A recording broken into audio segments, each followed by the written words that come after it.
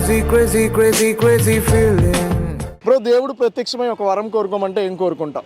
First college తీసిమంటాను. ఎందుకు bro? నాకు ఈ కాలేజ్ బాగా తట్టుకోలేకపోతున్నాను. రోజు టెస్ట్లు రాయమంటే ఎవడు రాస్తాడన్నా.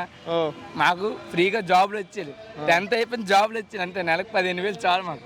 తాగడానికి తిరగడానికి అంతే, మాకు ఇంకేటి అవసరం లేదు. ఓకే, సో దేవుడు ప్రత్యక్షమై వరం కోరుకోమంటే ఏం కోరుకుంటాం? నాకా అందరు అమ్మాయిలు నాకే కావాలని కోరుకుంటా. అందరు అమ్మాయిలు నాకే కావాలని కోరుకుంటా. ఏం చేస్తావు బ్రో అమ్మాయిలు అందరినీ కలిసి? ఒక్కొక్కరికి అందరిని పంచుతాను, దానం చేస్తాను. దేవుడు ప్రత్యక్షమై వరం కోరుకోమంటే ఏం కోరుకుంటాం? నేను దేవుడు అవ్వాలని కోరుకుంటాను. దేవుడై ఏం చేస్తావు బ్రో? అందరికి అదే పాపం పనులన్నీ చెడగొడతాను, పుణ్యాలు చేస్తావా? పుణ్యాలు చేస్తాను. దేవుడు ప్రత్యక్షమై వరం కోరుకోమంటే ఏం కోరుకుంటాం? ముందు నాకు మా లవ్ పెళ్ళి అయిపోవాలని కోరుకుంటాను. పెళ్ళి అయిపోతే ఏం చేస్తావు బ్రో? పెళ్ళి అయిపోతే ఏం చేస్తాం తర్వాత ఉన్నదే కదా, అందరికీ తెలిసిందే కదా. అది బాగా రిచ్ పర్సన్ అవ్వాలంట.